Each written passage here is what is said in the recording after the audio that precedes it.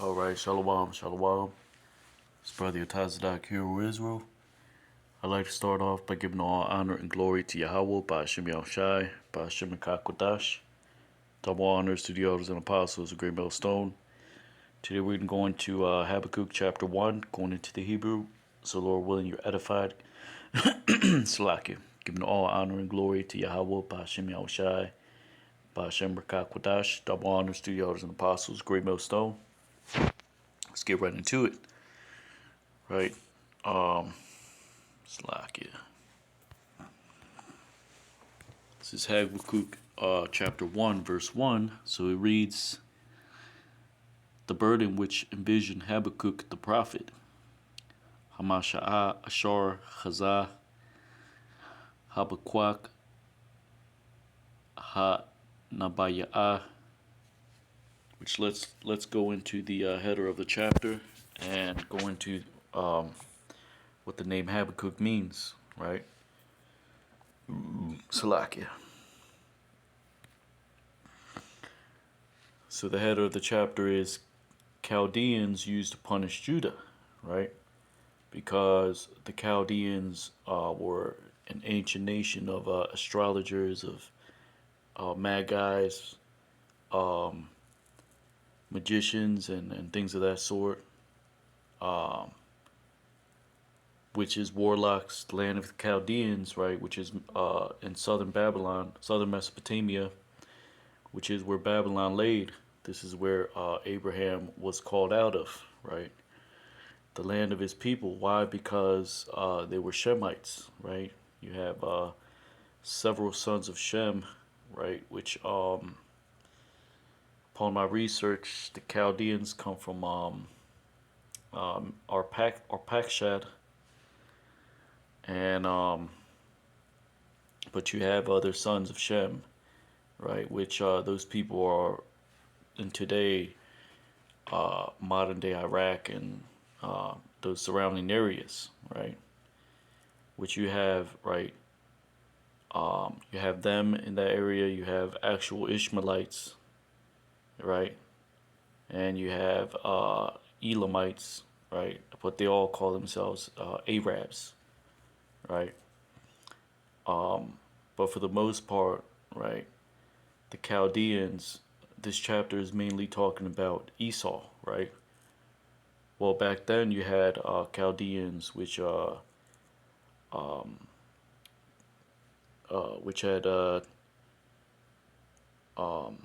had vast armies, and they conquered many places, right? And even during the Babylonian captivity, right? You have, right, the Proto-Babylonians, right, which are the Cushites, right? Nimrod, he was a Cushite, right, which was one of the sons of Ham, right? But the Neo-Babylonians, let's see if we can go into that.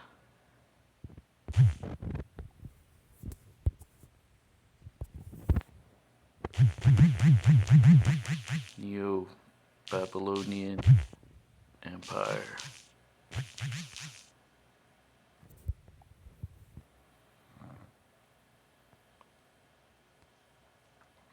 The Neo-Babylonian Empire, or Second Babylonian Empire, historically known as the Chaldean Empire, was the last polity ruled by monarchs native to Mesopotamia, right? So, bingo, right? Exactly like I said, right? And then you have the so it was the Babylonians, and then it was the Assyrians, right? The Persians, the Medes, which the Babylonians, right?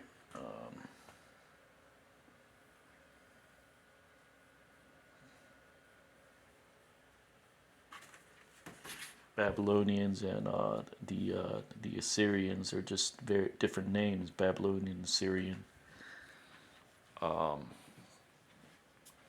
Chaldean Empire, right? these are essentially the same people, just under different names. Just like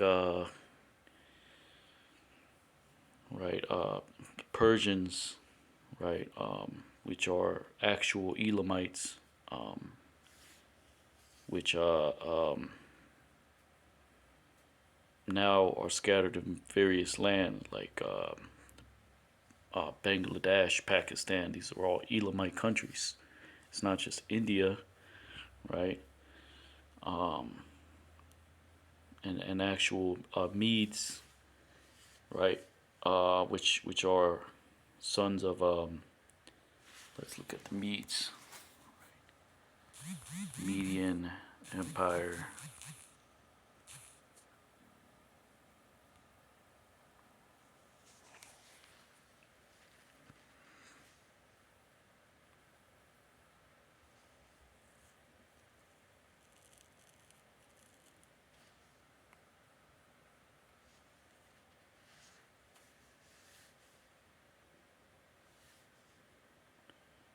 Right, which are basically, um, right, like I said, a mix of these various peoples, right? The Medes, right? There is actually a Midian, which is, let me see,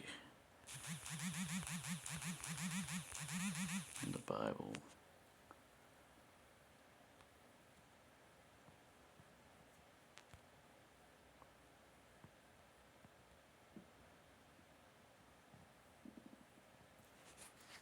which was a son of Abraham from his wife Keturah, which they were called Ishmaelites too, right?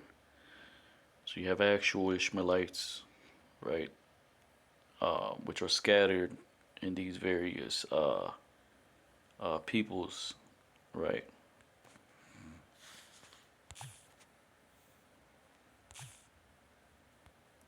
Which this is the Median Empire, right? Of course, you had Elamites and other peoples mingled in during this time, right? Um, so you have here some carvings that kind of came together, which is what you see today. You know, they're all down there in the Middle East, right? They subscribe to the same religion for the most part, Islam, right? They some of them claim to be Ishmaelites, but they're not, right? There's Ishmaelites scattered among them, but um, right. So a lot of people forget that, right? Which eventually, let me see. So you had the Babylonians, Persians, Medes. It's just a mix of these peoples in that region. So this is what this chapter is about, but it's about Esau, but it also mentions these ancient nations because Esau takes their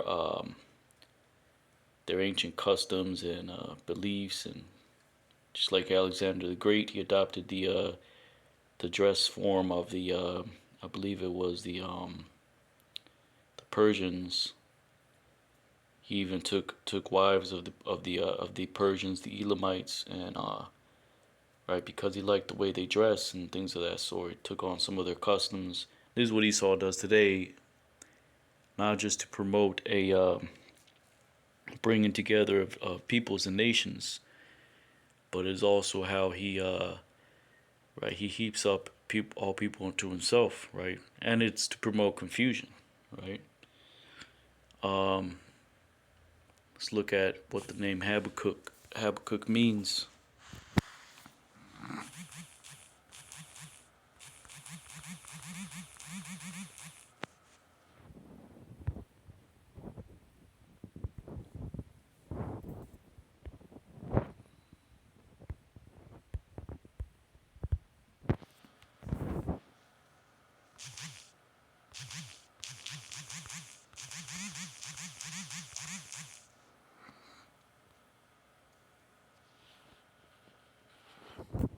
So it says meaning embrace. Um,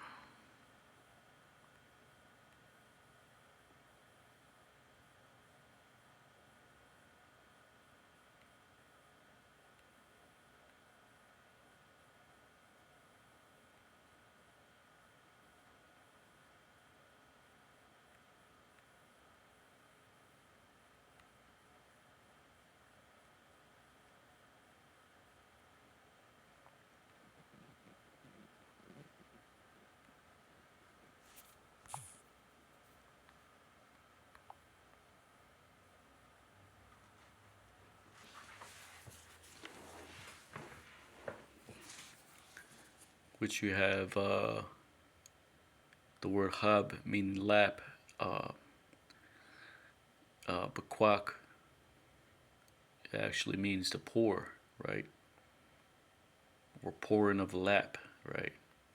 As in, right, this is what Habakkuk was doing. He was basically pouring out his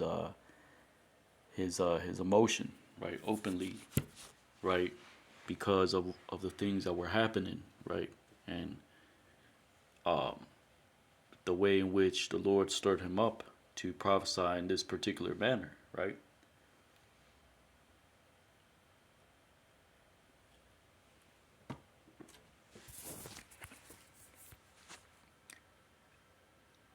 Habakkuk 1 and 2. Until when, O Lord, shall I cry, and thou shalt not hear? Um, I cry unto thee violence, and thou dost not save, right? Because that word shawai, shawai thaya, it means salvation, but it also means to make broad, figuratively to cry out, right? Which is what you do. You make the mouth broad, you widen the mouth, right? When you're crying out in distress. Because the word for crying out is za'ak or taza'ak. So it says, Ad ana Yahweh shawai thaya wala'at hashamai ad za'ak al yaka hamas wala'a ta shayai tashayai.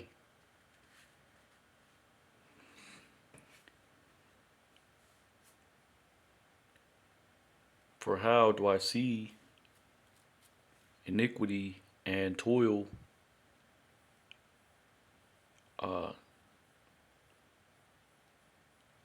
which I see, which is seen?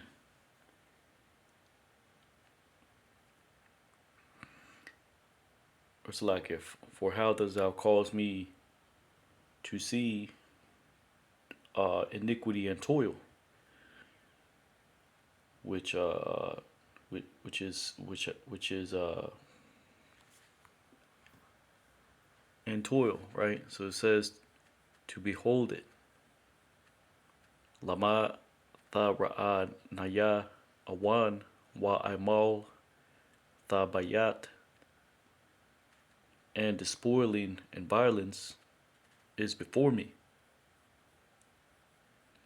and there is contention and strife arises. Washad wa Hamas la Nagadya wa Yahaya Rayab wa Madwan Yasha'a.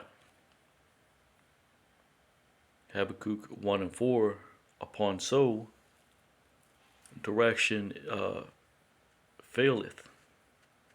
Al Khan Thapawag Thawara, which is right, the law, right, but it also means direction, right? So you can say it however, right?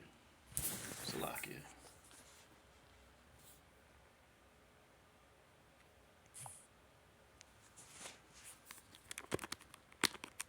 Salakia. Bear with me.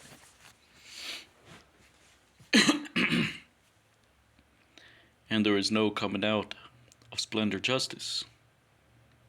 Wala'a yetaza'a la natazach ma shapat. Because that word natazach could mean various things. It could mean a glare. It could mean splendor in a figurative sense, right? Right. Manatazach would mean like overseer, or to oversee, right? So there's no justice, right? Which really would be judgment, mashapat.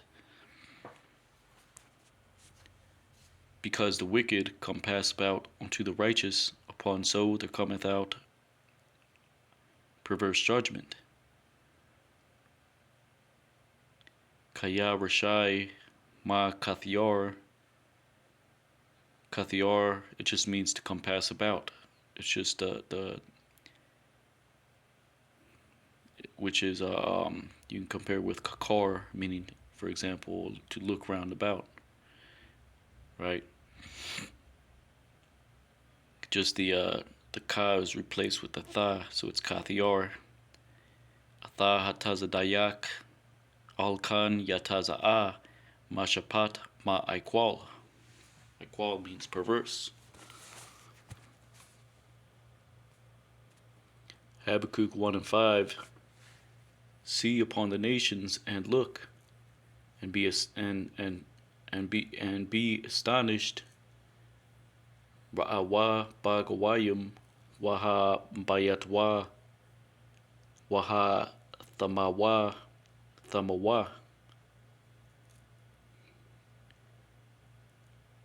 Because there will be done in your days, because it shall be done in your days, that which thou shalt not believe, because it shall be recounted unto you. Kaya payal ba yamayakam la'a ta amyanawa kaya yasapar, right? Habbakuk 1 and 6. Behold, I raise up unto the Chaldeans a nation bitter and hasty, which will walk upon the breadth of the earth to dispossess dwelling places which are not theirs.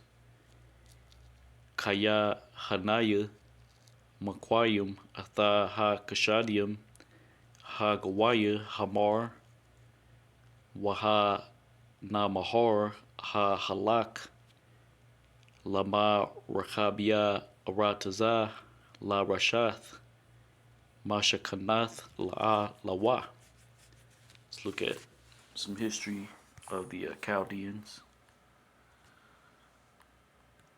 right? Because America Babylon the Great is known as the mistress of witchcrafts, sorceries, right? One witchcraft is the dollar bill, right?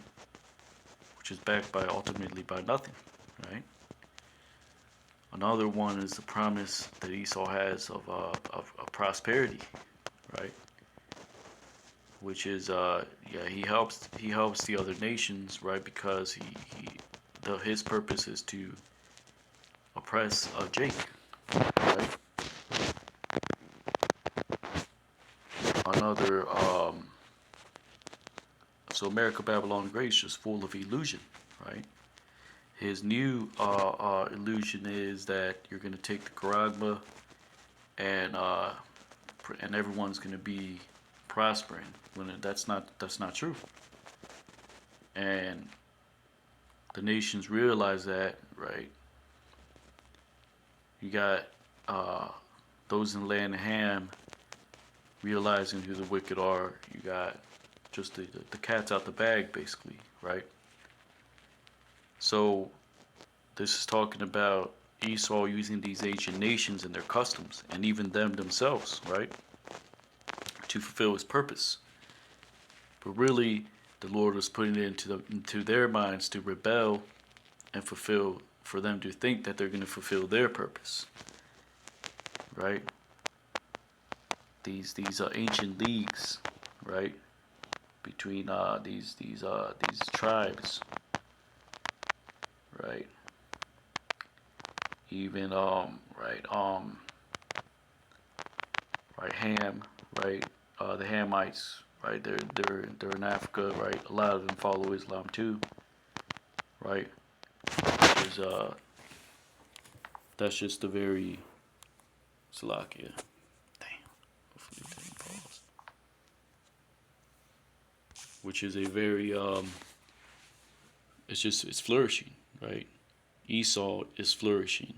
They all have their particular means to spread their purposes. Esau uses the armies. He uses his power to conquer, right? So all things work, right? Like it says in the book of Job, right? The Lord established one thing for against another. Shortly paraphrasing, right? So basically, and then you have the Moabites, the Ammonites, right? The Chinese, the Japanese. But the scriptures say that they are the partaker of Babylon, right? Really, Ham is just caught up in the middle of all this, because you go to Africa and right, you got Moabites over there, right? Helping them build, so called, but then, right? The land of Ham has been pillaged so much, right? And they're not really prospering, right? They're just kind of stuck in between. But the Moabites and the Ammonites, it says, "Thou Asia, thou art the partaker of Babylon," right? Because it follows what Esau does. It wants to get this, follow their ways of, their means of acquiring technology, surveillance systems, right?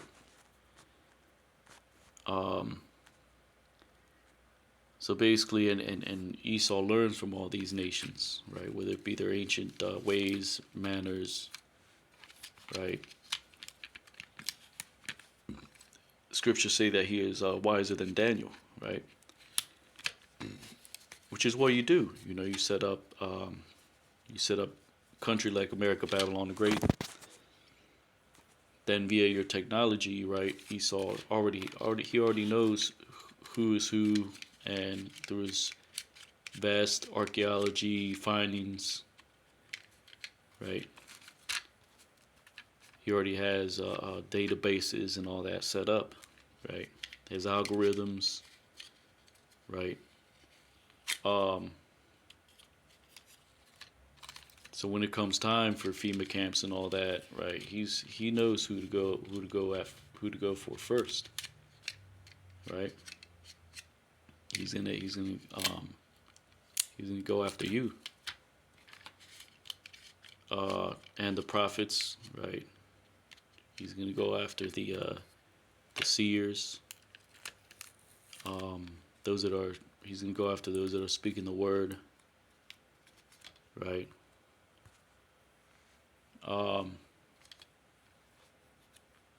So this, it mentions the Chaldeans, but this is just talking about how these ancient nations conquered, right? But Esau's taking on their form, basically, right? Bent on all hell, right? Which you read about that in what is it? Let's get that real quick.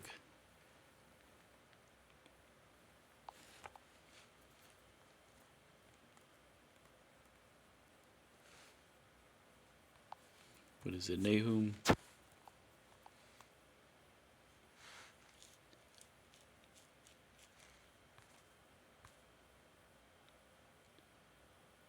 And I pretty much went over these chapters. So basically, it's talking about when Esau, right, came into power, right? When he started conquering and destroying, right? Which is why Habbakuk mentions the ancient nations, right? These type of ancient nations throughout Scripture, throughout all Scripture, right? It's mentions the Chaldeans, Babylon, right? Because they had the reputation, right? But Esau, right? He has his own reputation as well, and it fits, right, with the way these ancient nations moved, right? And there's examples when you read on down, but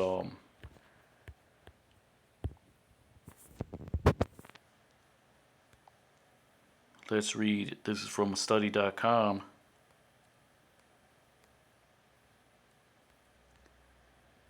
says Chaldean culture, or Let's read on up.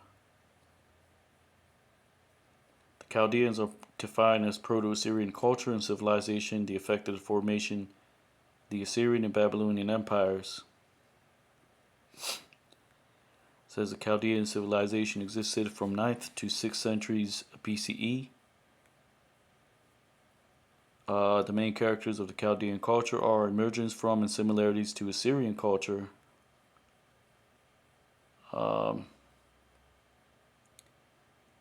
The word Chaldean comes from the Greek word derived from the Aramaic, which was in turn derived from the Akkadian word Chaldu. This refers to the Chaldean culture. Let's take a look at this video.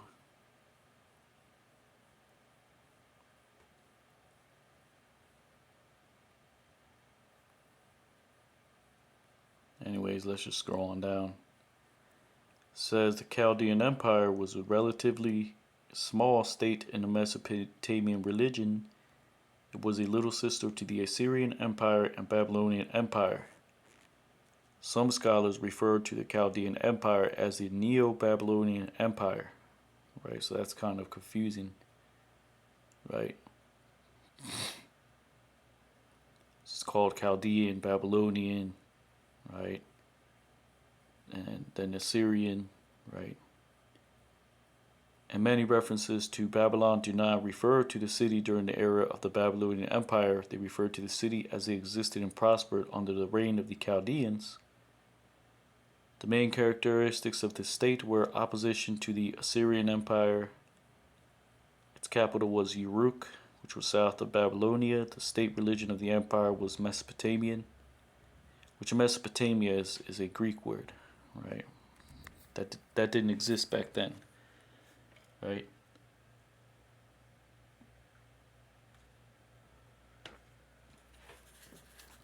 It says perhaps the most famous Chaldean ruler was Nebuchadnezzar II, who captured Jerusalem, the capital of the kingdom of Judah, 597 BCE. When Judah rebelled several times, he put them down violently. In 586 BCE, Nebuchadnezzar completely destroyed Jerusalem.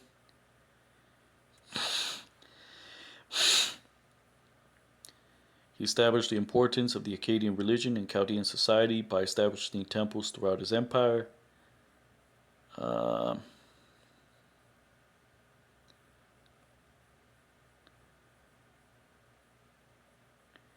influential Chaldean rulers include Nabopolassar.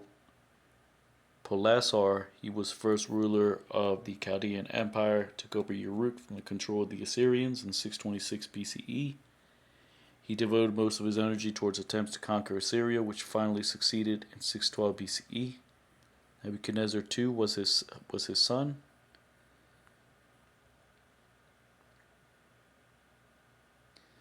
Right, so they were basically attempting to conquer themselves, right? Some parts were called Assyria, just like northern Mesopotamia. You have a place called Aram, which is a son of Shem, but it's also a land, right? And I believe that's where Abraham traveled. He traveled from southern Mesopotamia to northern Mesopotamia, right? Then he traveled westward from there. Whereas Chaldea was founded in Mesopotamia. It was right next to the Persian Gulf above the Arabian Peninsula. The Chaldean Empire occupied essentially the same geographic area as present-day Iraq.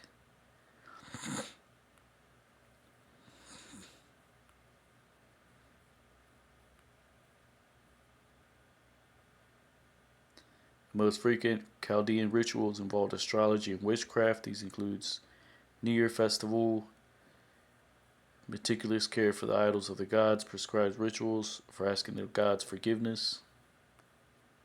Right, so just a bunch of folly, right?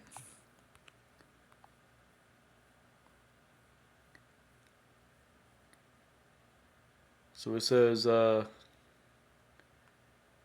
Habbakuk 1 and 7, terrible and fearful is he of them meaning the Chaldeans. Here it's referred to as a he, as in them being in one state, right? For example, America Babylon the Great is known the mistress of whoredoms, right? Or right, a she, right? So it says, terrible and fearful is he. Of them is their ordinances, and their excellency is brought out, as in right there, what they're known for, right? Their ordinances, meaning their practices, right? A terrible and fearful people, right?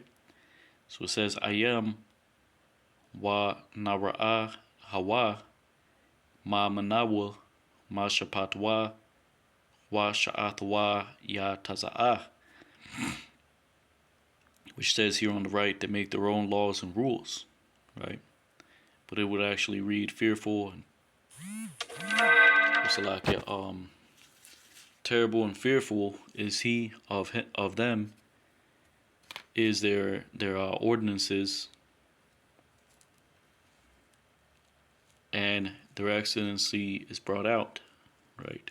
As in they're known by their particular ways, right? Which is fearful, terrible, right? These are their ordinances, which is going to expound as you read on down, right?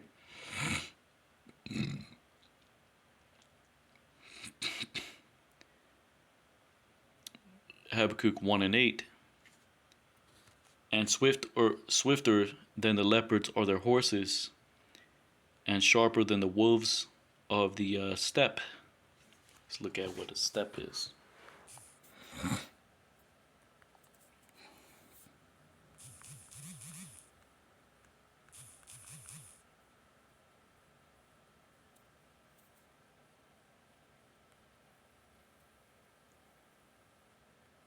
Basically, a steppe is like an outskirt, right, or a plain, which is known as Irab or Irabah.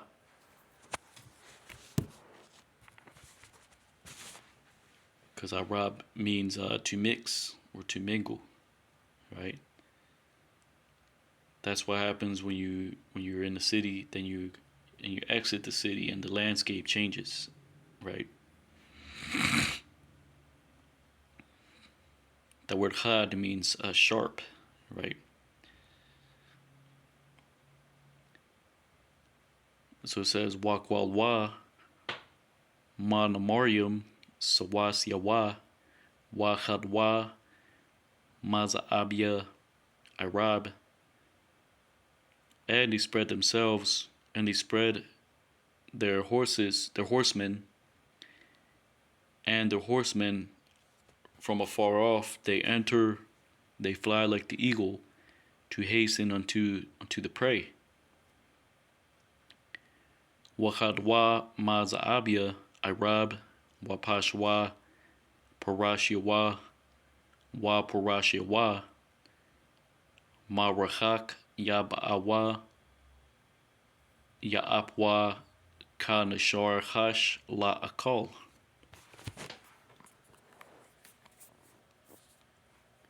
And this is basically talking about Esau as well, because that's his modern day horse is his ships, his marine ships, his airships, right? His convoys, right? His weapons, right? Coming from afar off like the eagle, which his sign is the eagle, right?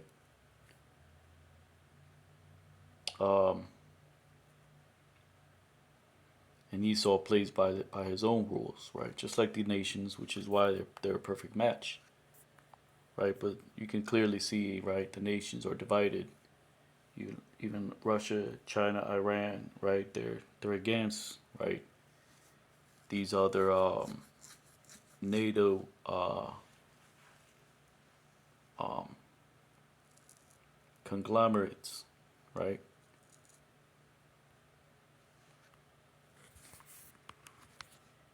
Habbakuk 1 and 9, all of them are for violence, wholly for violence. They enter, um, being gathered before them,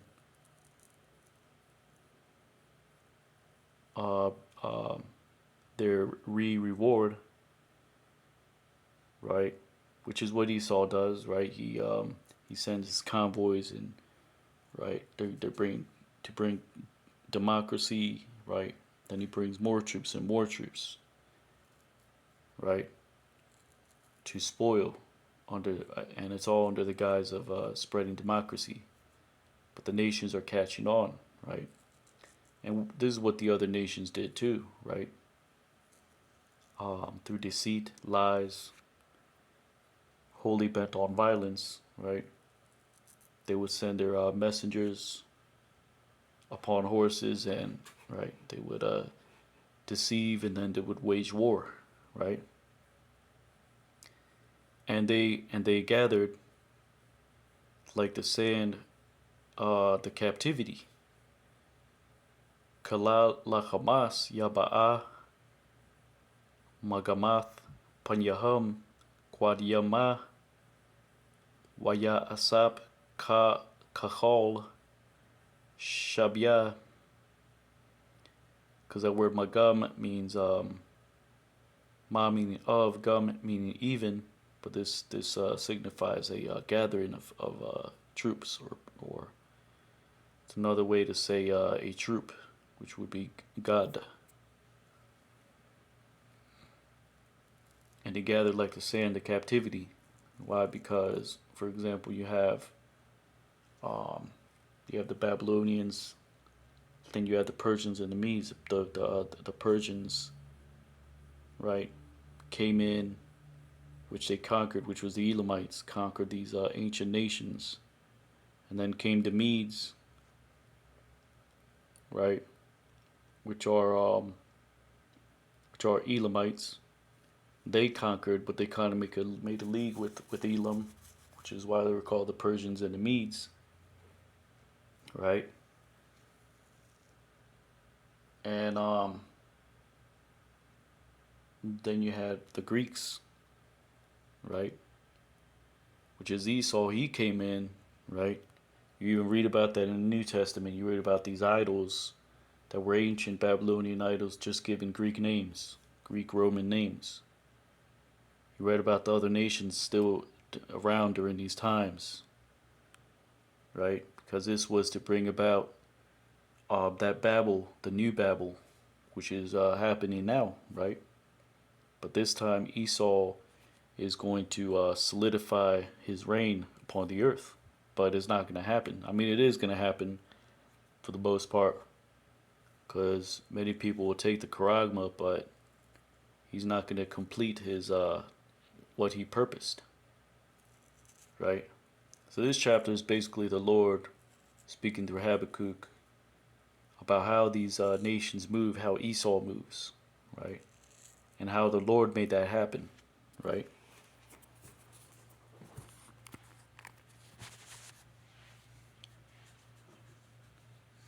Which is why I said they gather like the sand of captivity, right? Habakkuk 1 and 10. And he upon kingdoms he will mock, or he will deride, and princes, which that word razan, it's not princes, it means commanders or commandeers, right? He will jest at them, he unto all stronghold, or to all fortress, He shall he shall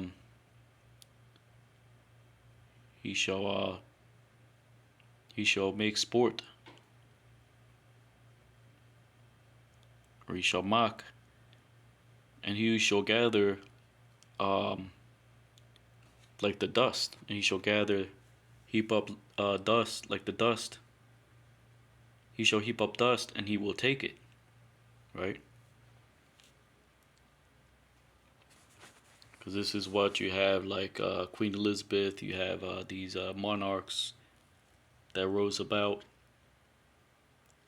right? The British, right?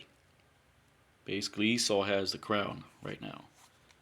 And there's a time when he just said, well, it's clear that I've been given the sword and the ability to produce technology, and he despoiled these other nations, which is why he constantly wages war in the Middle East, where he constantly used to, right? Because this is his way of keeping that part of the earth low. Because if you have to rebuild constantly, you constantly have to rebuild, you're not really getting any farther, right? Which he gave, right, the ability of China to do that, because basically China was established by the British, right, which is Esau. Japan, right? These countries are not. They're not. They're not working. They're not working independently, right? So it says Wahawa ba Malakium Yatha Kwalas, meaning to scoff at or to deride, and commanders, meaning he will mock them.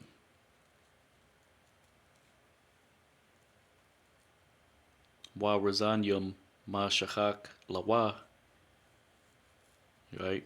Because you have, right, in other countries certain military groups, paramilitary groups, right? But as soon as Esau knows that something is about to go down, right, he'll go in there, send his troops, or which is why he has his alliances, NATO, right, the UN. They'll go down there and destroy whatever is being built up, right? It says, he unto all, right, to all fortress, he shall laugh at, right? Which says, and he shall gather like the dust, and he shall take it. Why? Because he gathers peoples, nations, and tongues like dust, and he takes them. Right, and they have to trade. They have to trade with him. They have to conform to his image, right?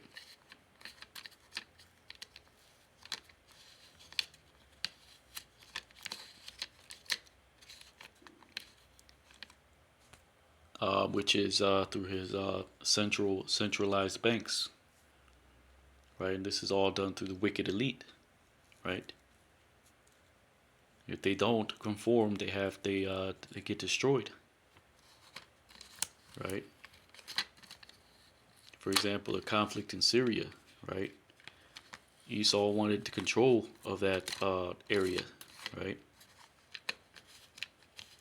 It's all to centralize his banks. It's all to for him to have a military base in all these parts of the earth. But he can't. He can no longer do that openly anymore, right? Because the nations are catching on, and the Lord is waking up the remnant to speak these things. And like it says in the book of Psalms, his own tongue shall fall upon him, right? Because these other Edomites are speaking out too. Right? Let's get that actually. You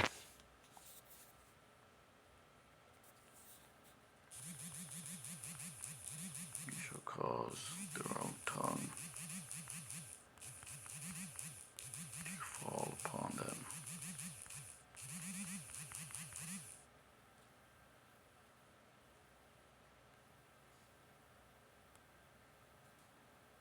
Psalm 64:8. So they shall make their own tongue to fall upon themselves. All that see them shall flee away. Right? Let's look at this video, right? Or maybe one or two videos, which now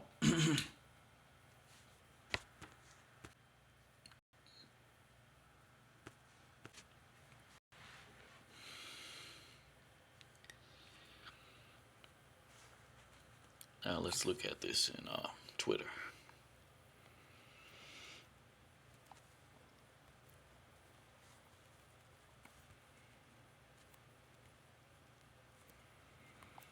Look at this footage, and this sure doesn't look like a fire to me. It looks like something almost exploded or something went off. Now, what's interesting is certain things are still standing while other things are not. Now, the governor did say this is climate change doing this. Interesting. What they don't talk about is in January how they had in Maui a smart city conference to turn Maui into an entire smart island, changing everything to electric, renewables, solar panels, and pushing everybody into electric vehicles. 15-minute smart cities. So now what's also interesting is next month in September, Hawaii is hosting the Digital Government Summit utilizing AI to govern the island. It's almost like they're resetting something to start rebuilding for this in which they're trying to push. Right, not just that. I have one other one in particular. Enslaved you. Why would you convert to Muhammad? Muhammad's tribe enslaved you.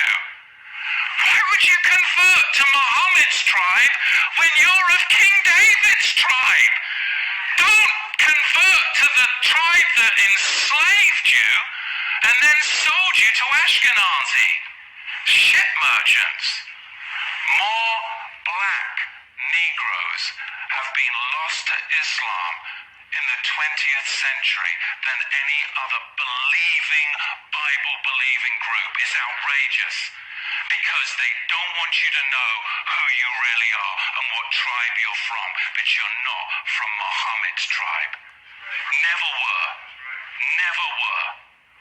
You are a regal Negro class from the royal house of Judah.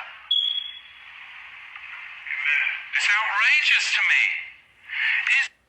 Yikes. So there you have it. Right. And other Edomites just speaking about his own people's tyranny. Right. Salakia.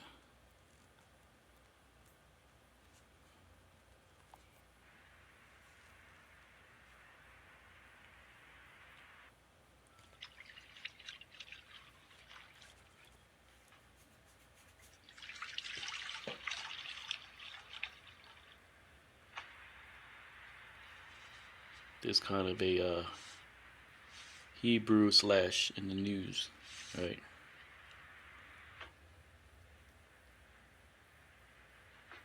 So that's what it's about, basically. You read about Babylon, the Chaldeans, you read about. It's just giving the examples of the similarities between Esau and the nations, but it's really talking about Esau.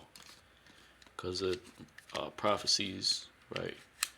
All the things happening is centered around Esau and Jacob, right? Yeah, you got the nations playing their part. You know, they're doing whatever they're doing, right? But this is all centered around Esau and Jacob and the Charagma and the doing away of the middle class, right? So you're either going to be rich or poor. If you're rich, right? So Esau knows what the hell he's doing. If you're rich, you're going to use your resources for a purpose. And Esau is going to find out. If you're poor, which is mainly, right, going to be those that are speaking out against this system, right? They're just being kind of held until they either succumb to Esau's snares or they give in to his system, right? So the Lord has to act, and this is the point of Habbakuk, the point that he's making in this chapter, right? But he kind of answers his own question through the Spirit, right? Or the Lord does it, right? The Lord basically says, I did all these things for a purpose, and right, compares the man unto fishes of the sea, and he says, right, I made them to be destroyed and to slay, right, and not show pity, right. Basically, he speaks about the recompense that is coming in the day of his wrath, right? Which basically is giving everyone what they want, right? But they're not going to have it forever. The nation of Israel is going to have it forever, right? Through the Spirit of the Lord, which is what these writings are about, right? The contrast between good and evil, right? And the Lord's omnipotency, right? Certain times, like in the book of Genesis, right, he shows remorse, and he says, I repented because I created man, and in other instances he says, I can do what I want, right? I don't have to show you pity, because that's not my purpose, right? The Lord's basically saying his purpose is to do his purpose. He doesn't have to say sorry. He doesn't have to, right? The Lord is not soft, right? He doesn't have to say, oh, because of you, oh man, I did these things. No, he doesn't. There's nowhere in the scriptures that he really says that. Even towards Israel, right? He calls Israel, right, a children of whoredoms. Right? He says men are as nothing; they're as a spittle. Right? The nations are counted as nothing. Right? But anyways, so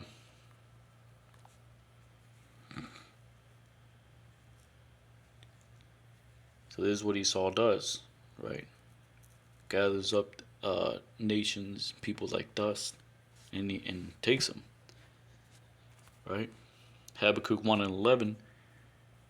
Then it shall pass on like the wind, and they will transgress and trespass. Their strength unto their strength unto their God, right?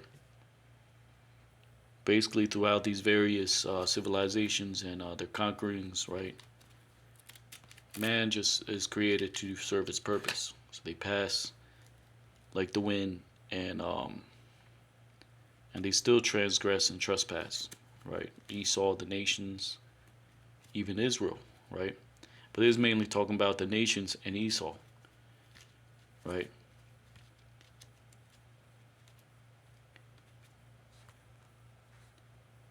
So their strength is unto their God, which is ultimately the God of this world, which is the spiritual demon Satan, right? You have the spiritual demon Satan, then you have seducing spirits, which work on the left-hand side, under the Most High God, under the spiritual demon Satan, right? According to its order, right? The Lord controls all, right?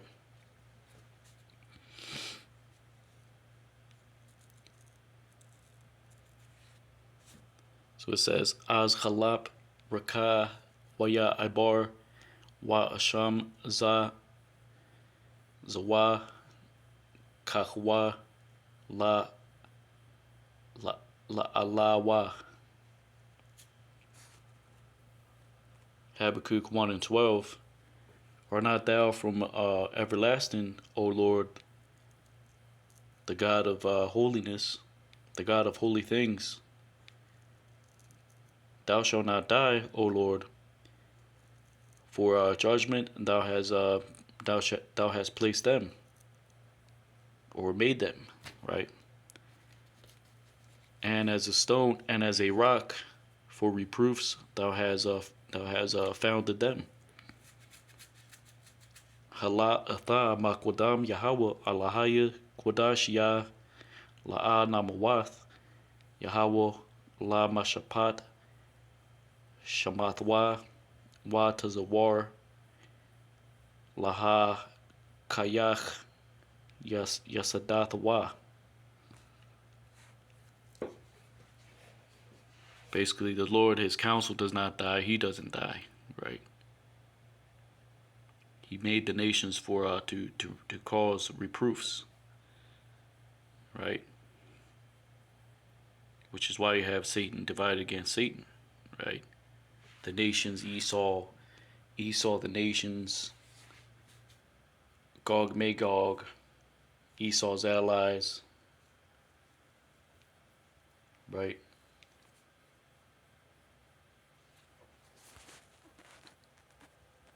Habbakuk 1 and 13.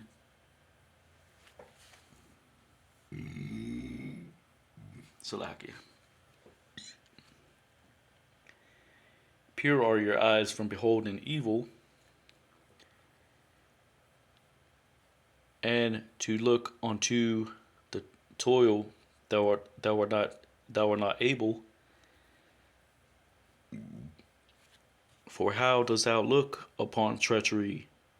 Thou art silent, and when the wicked swallow up the righteous, swallow up those which are more righteous than them, right? Tahar ayanyam ma'ra'ath raya wahabayat al aimal la'a tawakal lamata bayat bagadium thacharyash ba balai rishai tazadayak ma manawa.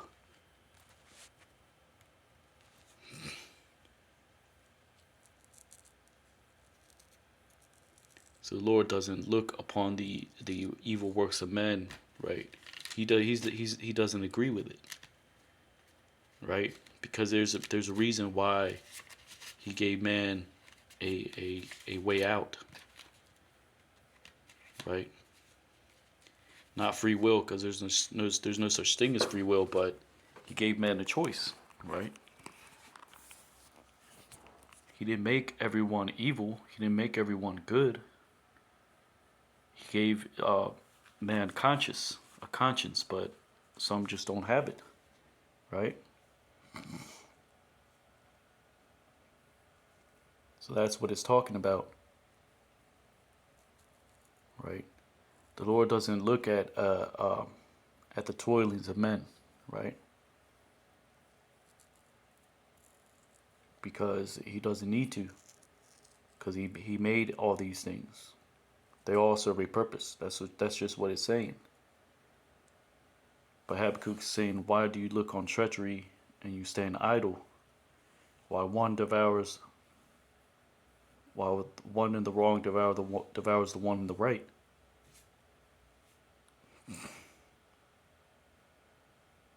Because the Lord does what he wants.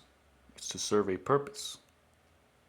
The only good thing is that we're close to that purpose being fulfilled, which is the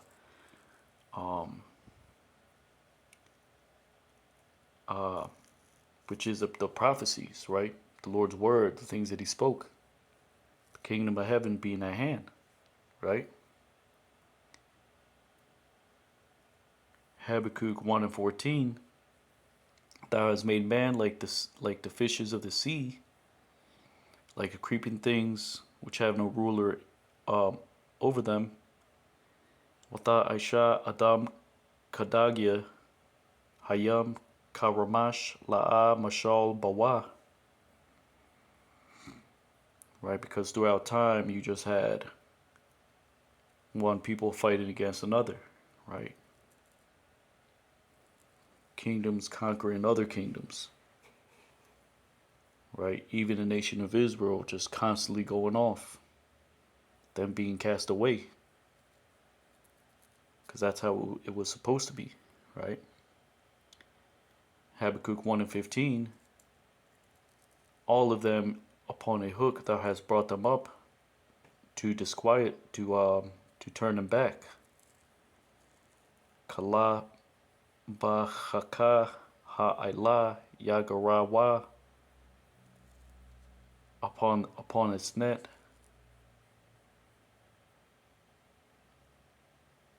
And they are gathered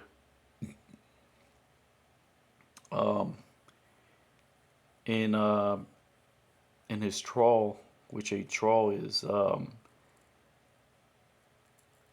net that you place in a murky area or somewhere hidden, right, to catch fish or whatever the case may be. Which that word kamar means to be a kam or a chum, meaning to be warm or hot. Right, mar mean to be embittered. It just means to be invoked by a feeling of warmth. Right, let's go to that actually.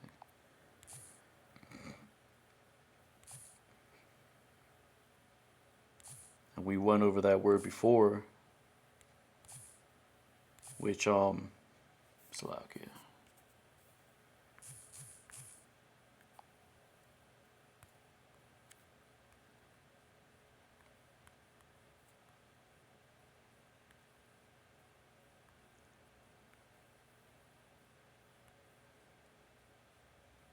Fisher's net, a drag, which is one of them nets you throw by hand, right? But that word kamar means to yearn, right? But also means a monk, right? To yearn, but in this case, a net, you can compare that with the word kabar, meaning to be coarse, like as in a sponge, right? It's just another way to describe a net, fisher's net.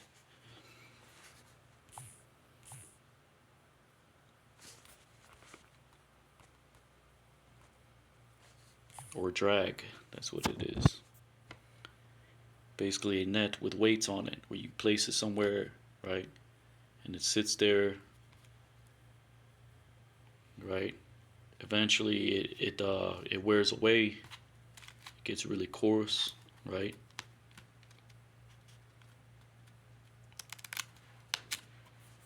That's the word for drag, right? Haram just means to ban, or something that is forbidden, right? It's just another way to say a net.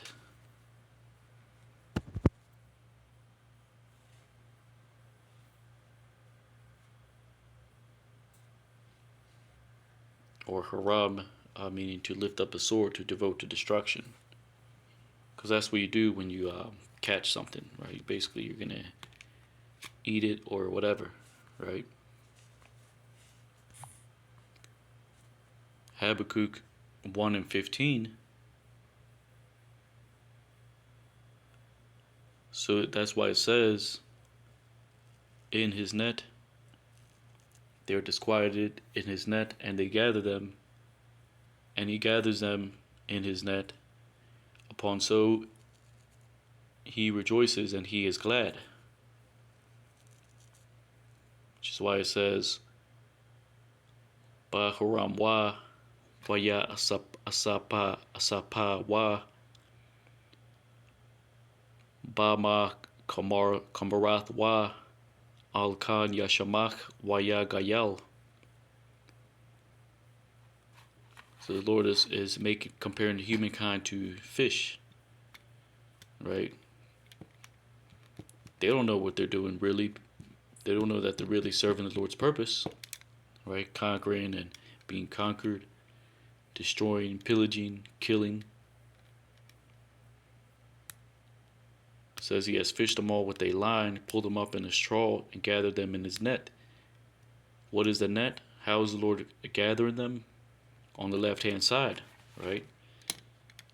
Via end-time prophecy, right?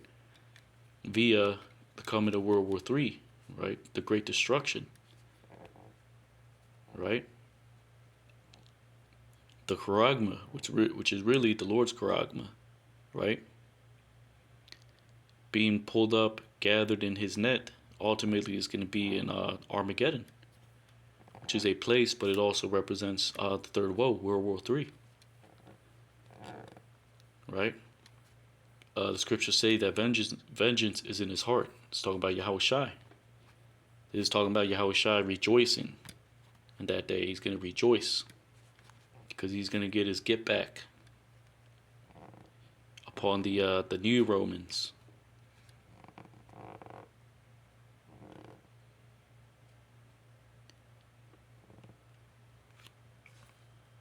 Habbakuk 1:16. Upon so he will sacrifice his trawl,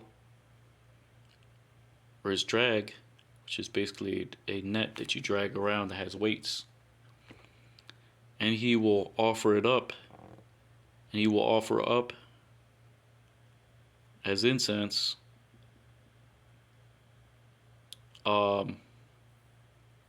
his net, because in them is the fat which is his portion, and will be consumed, and will consume fatly things, which is America Babylon the Great, right? Which is a giant altar. The Lord is going to sacrifice people when the destruction comes. Not literally, he's not going to take them and, right, we're not going to take them, chop their head off, and drain them out. This is going to happen when the destruction comes, even throughout the other parts of the earth, right? Because he's gathering the nations through Esau's philosophy, right? Through their own desire, right? He's gathering them onto the, right? They're the ones provoking the Lord, right? But it's the Lord that is fulfilling. They're all fulfilling their purpose, but they don't know that the Lord is spoke these things, and they have to happen, right? So it says, Alkan Yazabach, La Haramwa, Wayakwatar, Lama Kamarat Wa Kaya, Bahama, Shaman, meaning in them is the fat Shaman, which is his portion, Halakwa, right? Because 2/3 have to be destroyed. The nations, Esau, they got to get their judgment, right? Wama akal wa bara'a, and will consume their fatly things, right? Because the fatly things is right, the structures, the all these things that these nations have built up until this day, the technology. The Lord doesn't want that, right? He wants his word to be fulfilled, right? He doesn't want everyone to become Muslim. He doesn't want the world to be perfect, and it's not going to be perfect. He doesn't want everyone to sit there and act like they're Christians and kiss a damn cross. The Lord doesn't want none of that. The Lord said 2/3 will go off, the charagma would be implemented, the third woe would come, the remnant would barely make it, and his prophecies would be fulfilled. Basically, that's what it's talking about, right? And he's going to sacrifice his net. He will offer as incense his drag.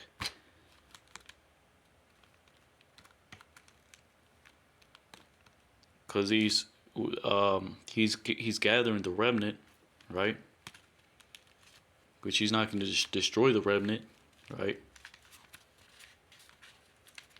But you can say that this is talking about the remnant when it says he will sacrifice for his trawl, because the remnant are going to be gathered.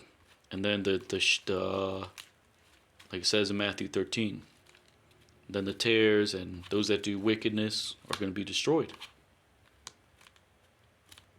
And he will offer up his drag, meaning those that after the elect is sealed, everybody else that is gathered, whether it be to fulfill the Lord's purpose, or to receive this word in vain and be destroyed, right? That's what's going to happen, right? Habbakuk 1:17. Upon so he will empty his net.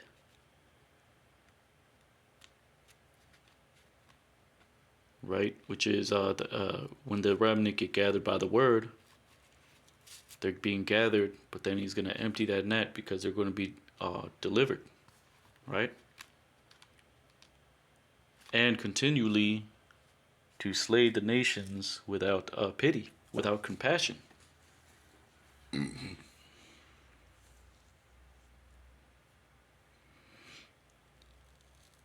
Right?